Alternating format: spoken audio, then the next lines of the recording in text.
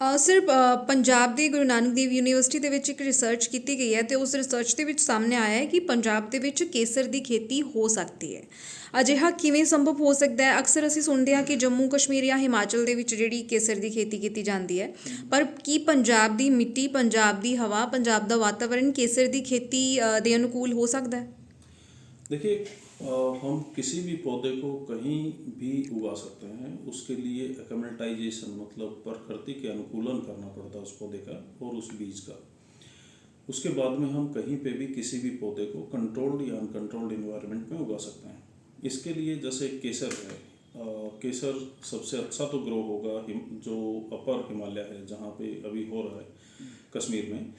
लेकिन उसका जो प्रारूप है अगर थोड़ा सा बदल दिया जाए और पौधे को एक्लेमेटाइज कर दिया जाए तो उसको कहीं पे भी उगाया जा सकता है। कुछ साल पहले एक खबर आई थी कि राजस्थान में किसी ने उगाया है। हिसार में भी कुछ लड़के हैं जिन्होंने लेबोरेटरी में इसको उगाया और ठीक ठाक प्रोडक्शन हुआ। धीरे धीरे जब हम बड़े एरिया में उगाना चालू कर देते हैं तब पता लगता है कि उसको क्या ज़रूरतें हैं, किस तरीके से उसको क्लाइमेटिक कंडीशन में ढाला जाए और उसको कौन से न्यूट्रिएंट्स की ज़रूरत है जो वहाँ पे हैं या नहीं है। फिर उसके बाद में महीना चूज किया जाता है कि किस महीने में उगाएं और कितना टाइम का ये फसल है, ताकि उसमें गर्मी सर्दी और बाकी तमाम सारी चीज़ें देखा जा सके।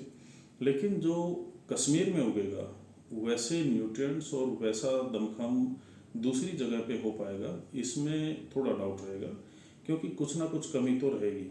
ये पौधा है ठंडे इन्वायरमेंट का जहाँ पे बर्फ़ गिरती है और वहाँ की न्यूट्रिशन और सॉइल कंडीशन बिल्कुल डिफरेंट है, तो थोड़ा न्यूट्रिशन वाइज और रेट वाइज तो फ़र्क रहेगा, इसमें कोई शक नहीं है। ਪੰਜਾਬ ਦੇ ਵਿੱਚ ਜਿਸ ਤਰ੍ਹਾਂ ਤੁਸੀਂ ਕਿਹਾ ਵੀ ਨਿਊਟ੍ਰੀਸ਼ਨ ਦਾ ਤੇ ਥੋੜਾ ਰੇਟ ਦਾ ਫਰਕ ਹੋ ਸਕਦਾ ਹੈ, ਤੇ ਜੇਕਰ ਇਹ ਖੇਤੀ ਪੰਜਾਬ ਦੇ ਵਿੱਚ ਸ਼ੁਰੂ ਹੁੰਦੀ ਹੈ ਤਾਂ ਕਿਸ ਤਰ੍ਹਾਂ ਦੇ ਬੈਨੀਫਿਟਸ ਮਿਲ ਸਕਦੇ ਨੇ ਔਰ ਕੀ ਜਿਹੜੀ ਆਪਣਾ ਕਿਸਾਨਾਂ ਨੂੰ ਕਿੰਨਾ ਕੁ ਫਾਇਦਾ ਮਿਲ ਸਕਦਾ ਹੈ ਇਹਦੇ ਨਾਲ? देखिए, एक तो पंजाब में सबसे खराब चीज़ हमने ये किया कि सभी किसानों को धान और गेहूं के ऊपर शिफ्ट कर दिया है। इसकी वजह से हमारी ज़मीनें, पानी, हवा, ग्राउंड वाटर सब कुछ हमने बर्बाद कर दिया है। और दुनिया में जहाँ पे भी धान की खेती अप्राकृतिक इन्वायरमेंट में हुई है वहाँ पे उसने बर्बादी किया है। तो दुनिया में मात्र 3 फसलों पे जोर दिया जा रहा है, गेहूँ, धान और मकई, लेकिन पंजाब केवल गेहूँ धान पे है। तो डाइवर्सिफिकेशन का मौका हमारे पास बहुत अच्छा है अगर इस तरीके की ज़्यादा पैसा देने वाली फसलें हम उगाते हैं तो।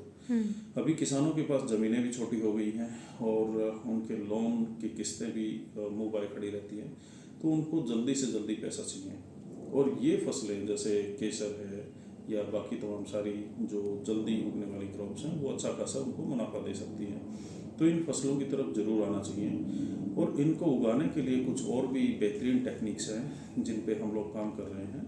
अगर किसान भाई या जो रिसर्चर ग्रुप है वो चाहें तो हम उनकी हेल्प करेंगे। जैसे उसमें पैराडॉक्सिकल एग्रीकल्चर के मॉडल पे खेती करें तो और ज़्यादा फ़ायदा होगा।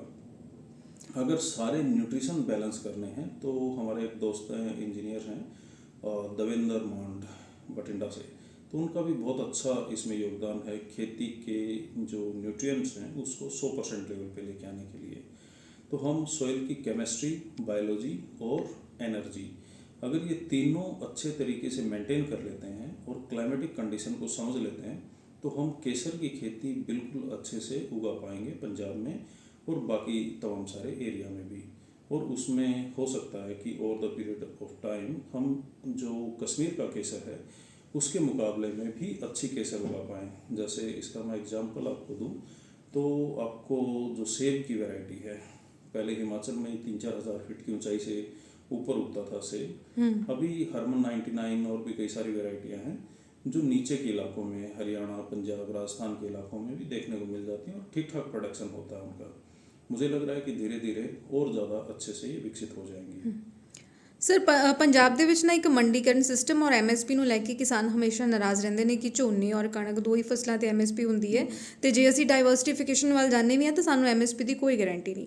ਕੀ ਕੇਸਰ ਦੇ ਕੇਸ ਵਿੱਚ ਵੀ ਅਜਿਹਾ ਹੋ ਸਕਦਾ ਹੈ ਜੇ ਕੇਸਰ ਦੀ ਖੇਤੀ ਪੰਜਾਬ 'ਚ ਹੁੰਦੀ ਹੈ ਤੇ ਐਮਐਸਪੀ ਤੇ ਮੰਡੀਕਰਨ ਦੀ ਪ੍ਰੋਬਲਮ ਫੇਸ ਕਰਨੀ ਪਏਗੀ? देखिए, एमएसपी वाला बिल्कुल इम्पोर्टेंट मुद्दा है, लेकिन किसानों को भी समझना पड़ेगा और किसानों के साथ में जो काम कर रहे हैं किसान यूनियन उनको भी, कि केवल एमएसपी के भरोसे अगर हम रहे तो सरकारों को हो सकता है ज़्यादा फर्क ना पड़े लेकिन किसान बर्बाद होने तय है। क्योंकि गेहूं धान हमारी सेहत और ज़मीनों को बुरी तरह बर्बाद कर चुके हैं। तो सरकारों को भी चाहिए कि वो दूसरी फसलों को एमएसपी देना चालू करें ताकि एक डाइवर्सिफिकेशन का दौर चले। गेहूं दान की जितनी ज़रूरत थी उससे कहीं ज़्यादा हम उगा चुके हैं।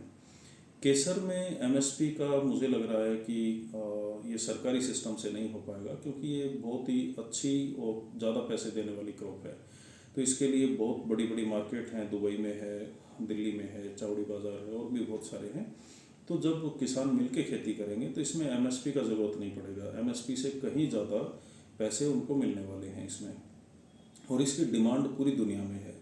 शायद स्पेन और हमारे देश में कश्मीर, इन दो जगह को छोड़ के बहुत अच्छी केसर पूरी दुनिया में कहीं पे नहीं होती है।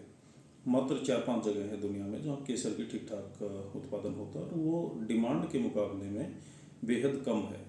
तो जो कई सारी जगह पे जो केसर मिलता है वो फर्जी या मिलावटी होता है, या उसमें किसी दूसरे केसर जैसे दिखने वाले जो पौधे के कण होते हैं वो मिला दिए जाते हैं। बेसिकली केसर बहुत छोटा सा बल्ब वाला एक प्लांट है, बहुत बड़ा नहीं होता है, छोटा सा होता है, मैंने कश्मीर में देखा है। और उसके फूलों के बीच में से जो दो एक केसर के वो निकले होते हैं धागे, उनको तोड़ के उनको कलेक्ट करते हैं।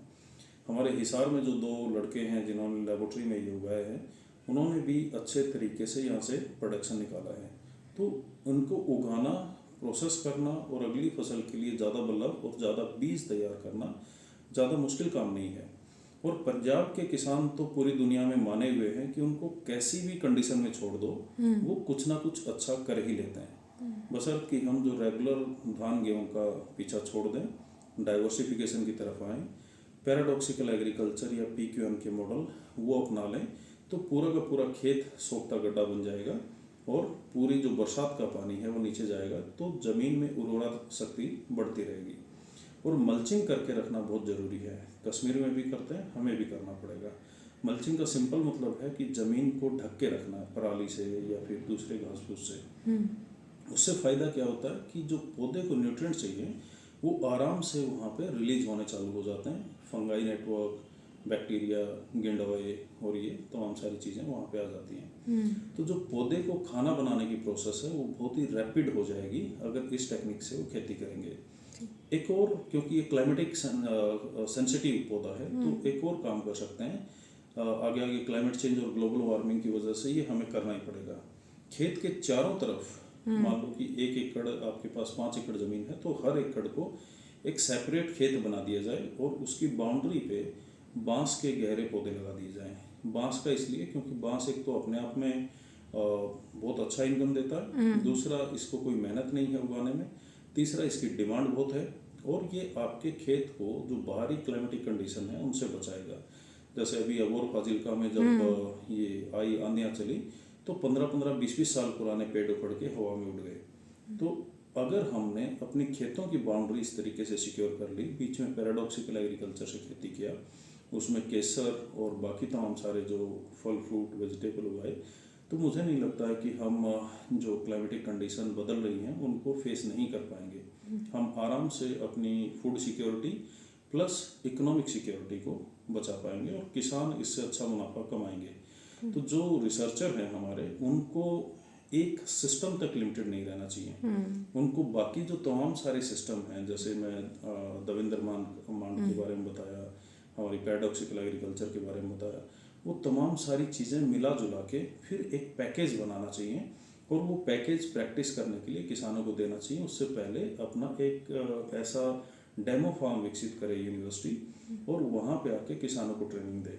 जब किसान देख लेता है, किसानों को थ्योरी नहीं समझ में आएगी, किसान जब देख लेंगे अपनी आँखों से चीज़ों को चलते हुए, फिर वो अपने खेत में उसको कॉपी कर सकते हैं।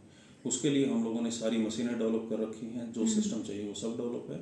तो मैं भी फ्यूचर में अगर वो हमारे साथ बात करते हैं तो उनके साथ कोलैबोरेट करने के लिए हम तैयार हैं।